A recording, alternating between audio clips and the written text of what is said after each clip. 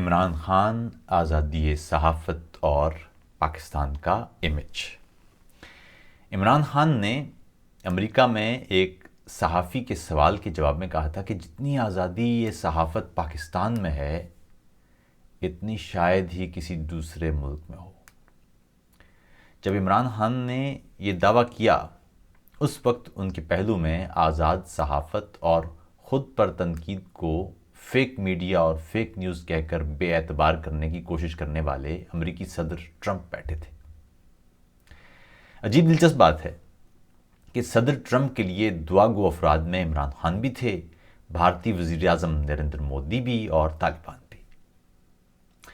پاکستان میں آزادی رائے اور آزادی صحافت پر درجنوں بار بات ہو چکی، اور پچھلے کچھ برسوں میں جس طرح ریاستی بیانیوں سے اختلاف کرنے والوں، پالیسیوں پر تنقید کرنے والوں، حتیٰ کہ عوام تک سچ پہنچانے کی کوشش کرنے والے عام صحافیوں، میڈیا اداروں اور اینکروں کو جس انداز سے لالچ، دھونس، دھمکی، اغوا، پرچوں اور دیگر غیر قانونی، غیر اخلاقی اور غیر دستوری حربوں سے متاثر کیا گیا، دھمکایا گیا، اس کی مثال پاکستان میں شاید ہی اس سے قبل اس انداز سے ملتی ہو۔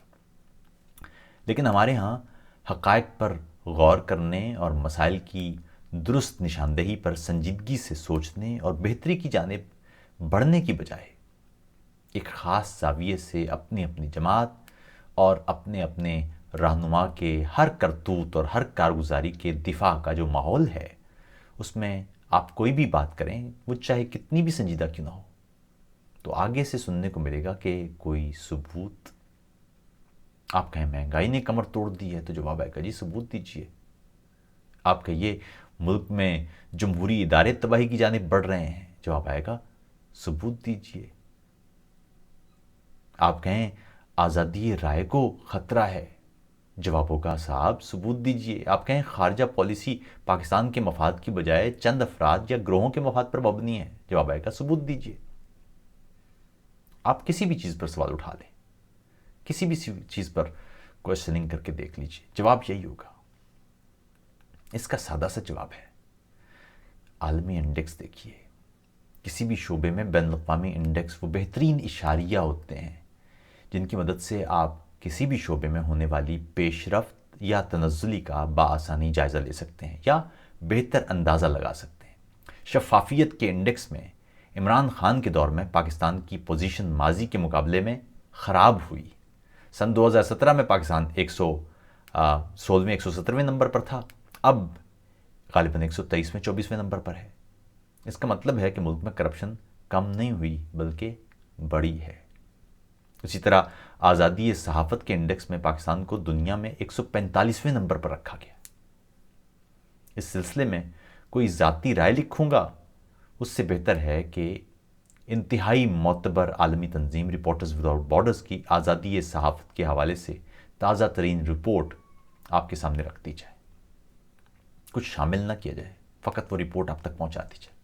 اس رپورٹ میں عمران خان کو آزادی صحافت کا دشمن، آزادی صحافت کا شکاری لکھا گیا ہے۔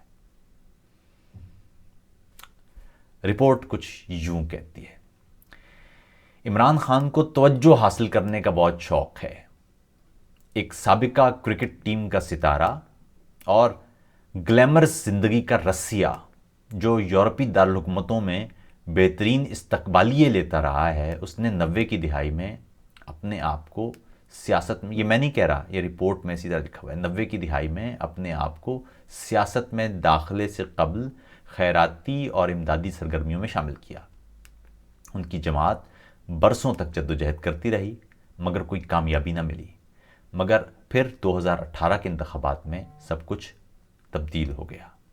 امیدوار عمران خان کے پیچھے فوج نے سولین قوت کے خلاف ایک مرتبہ پھر ڈیپ سٹیٹ رویے یعنی پاکستان میں فوج کی برتری اور عسکری خفیہ ادارے کے خوف کا استعمال کیا۔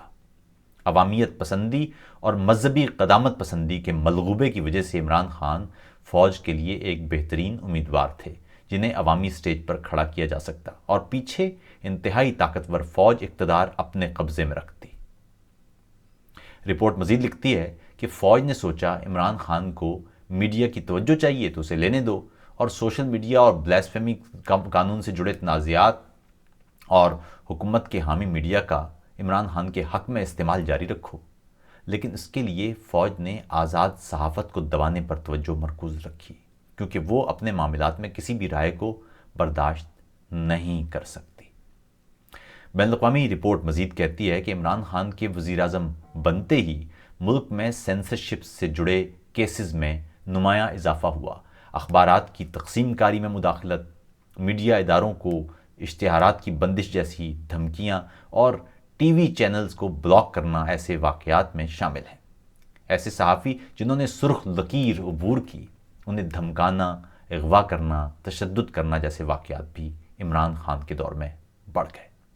اس سائے میں عمران خان تو لائم لائٹ میں آ گئے، مگر پاکستان اپنی تاریخ کے سابقہ آمرانہ ادوار کے بدترین لمحوں کی تصویر بن چکا ہے۔ عالمی ادارے کے مطابق پاکستان میں آزادی رائے کی اس وقت کی صورتحال اس سے پہلے کسی بھی جمہوری دور کے مقابلے میں بدترین ہے۔ اس عالمی رپورٹ میں مزید کہا گیا ہے، کوٹ، غصہ دلانے والی سٹوریز کی کوریج روکو ورنہ تمہاری فیملی تمہیں زندہ نہیں دیکھے گی، وہ پیغام ہے جو بہت سے صحافیوں اور بلاگرز کو دیا گیا۔ یہ وہ صحافی اور بلاگرز ہیں جنہیں عمران خان کے وزیر اعظم بننے کے بعد اغوا کیا گیا یا دھمکایا گیا۔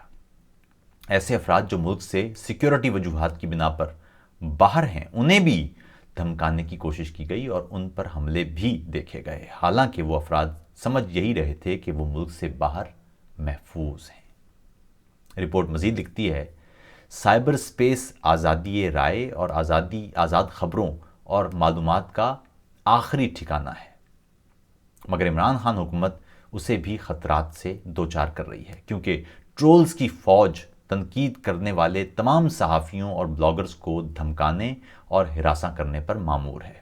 کسی بھی تنقید کا مطلب خودکار طریقے سے اینٹی پاکستان، اینٹی فوج اور اینٹی عمران خان میں تبدیل کر دیا جاتا ہے۔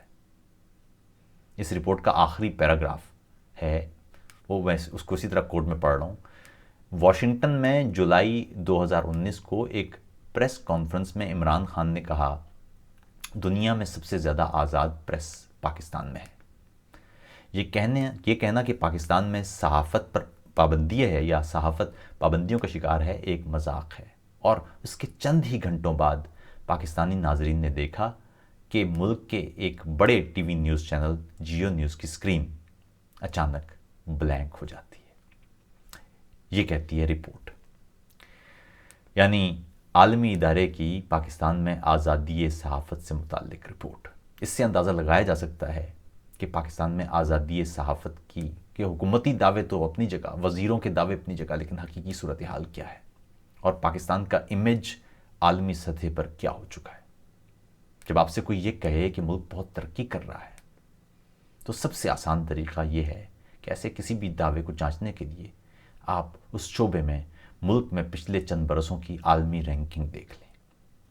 دنیا بھر میں حکومتیں اور حکومتوں سے جڑے افراد اور حکام وہ عجیب عجیب دعوے کرتے ہیں، اعداد و شمار کی ہیرا پھیریاں کرتے ہیں، نمبر گھما گھما کے آپ کو جانے کیا سے کیا بناتے ہیں، لیکن عالمی انڈیکس جھوٹ نہیں بولتے۔